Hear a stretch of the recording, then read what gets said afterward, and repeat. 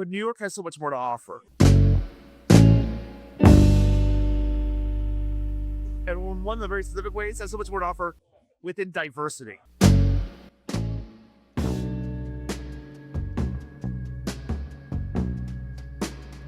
There's a lot of people that look like me in gaming and in content creation. But you come here and you see people of all walks of life. You get all different perspectives. And those perspectives don't matter if you don't bring them together and share them. And that's what I think, especially in a place like New York, that is a melting pot. It is important to have all that together.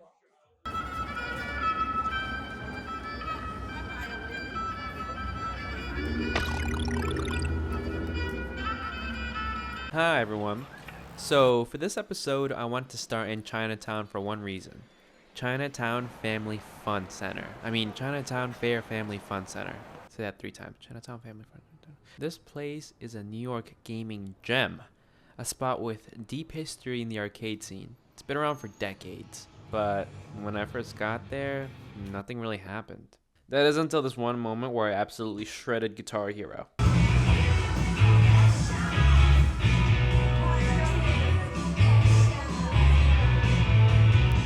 So, after Chinatown, I headed to Wonderville, a barcade in Brooklyn that's all about originality.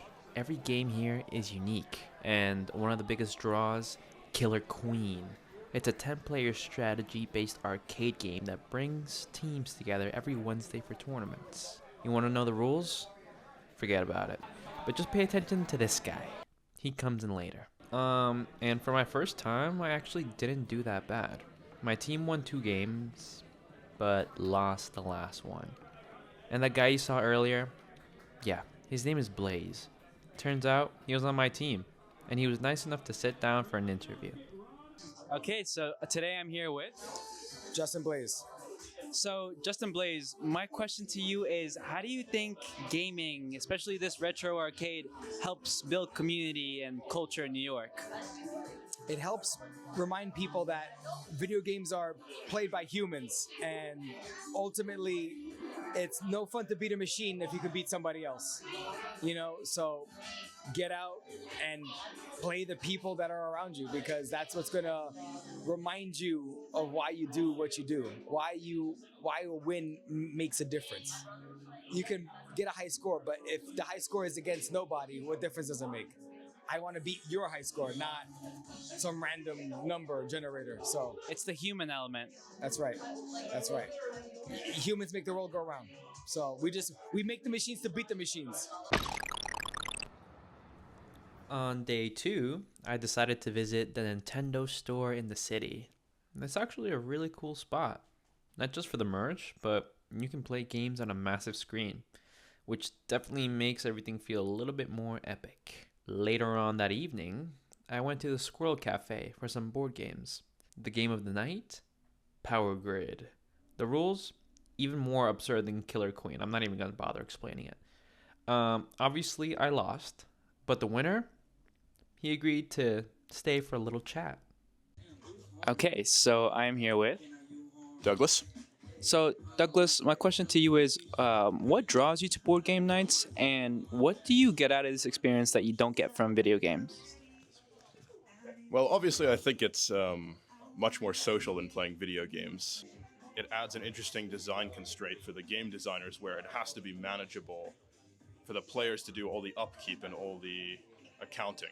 So it forces them to make their games simpler, make their games more elegant, and the players can keep track of all that in their head, and I think it makes it a little more manageable. Board games have been around for longer than video games, so people have had more time to iterate on design strategies. Wait, that's actually a good point. Board games have been around longer than video games. Several thousand years, I'd say, of an advantage. So I think people have figured out how to design a good board game. They've had a head start there on video games. Even I know there are multiplayer video games where maybe you could be on a call with your friends, but it's just different to be in person with someone. You're seeing them face to face, having a laugh. It's a much nicer experience, I think. I agree with you there. Thank you so much, pal. Thank you. Blaze, the guy from Killer Queen, actually invited me to this event called The Greatest Gamer. It's a tournament with a twist. The host spins a wheel of games, and whatever it lands on, 2 competitors have to face off. no matter how absurd, random, or even if they've never played it before. I actually got farther than I expected. I won my first round. It's too late. No, that is it. I believe that is the end. And Jack is moving on in the round, guys. Then my second. Guys, I would say this much for the sake of time, because I do have to get my car out before 12. We're gonna say. I was gonna say we're gonna do one round, and that was it. It wasn't on purpose, but here we are. And I believe, Pete, that was you moving on. That was your Jack. I apologize. Jack, you were moving on. But as fate would have it, for round 3, I was up against none other than Blaze. This is where everyone just starts feeling real shitty, right? Like.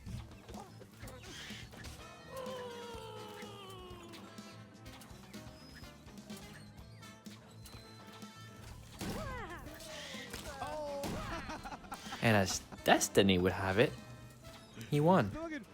Not just against me, but the whole tournament. This was exactly the kind of community-driven gaming culture I was hoping to find when I first started this video. So here's my interview with the host. When you're in New York, you're always seeing somebody new. You are at any point in time seeing about 100 people a minute, right? And so because of that, it is very easy to miss people. It is very easy. You may walk by 10, 12 people on your walk to work who could be your best friend. Yeah. And you'll never know it. Yeah. And so putting these things out there and giving these places, these meeting places for people to come together, and as someone with a low level of anxiety, it's like it's easy to build the platform, then people come to me, then go to the platform. And like it's good to find people, because New York can be both a very pleasant space and a very isolated space. After 3 days of being part of New York's gaming ecosystem, I walked away with a valuable lesson. The best gaming moments aren't about winning. It's who you share them with.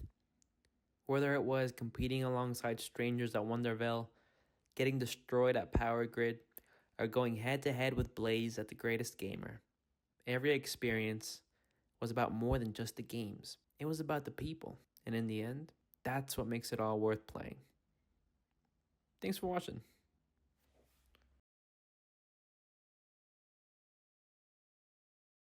ということで、私は世界最高の G マート。一緒にここにいます。私月まで、こんにちは。お会いできて光栄です。ああ、もうお会いしましたね。ブレイズ、船地前にお会いして、ゲームが人々を結びつける方法について話していました。けだたらしい人々をこれに引き入れるのはどんな感じですか？あなたは光をもたらす人です。つまり、ご存知のように、ノアワは世界最高のゲーマーとして、素晴らしいことを成し遂げました。そして、私はただ、このトーナメントが存在すること、このものが存在することを人々に知ってもらいたいだけの人間です。もし興味があれば、ぜひ来てください。これをやりたいなら、1回でも2回でも構いませんが、小さなクリエイターとコミュニティを保うために、お別れのアドバイスはありますか？いいと、超上手になってください。あなたにはそれが必要になるでしょう。そんなことは起こらないって分かってるよね。カウンターストライクをプレイしているだけでは、そんなことは起こらないよ。以上です。ご視聴ありがとうございました。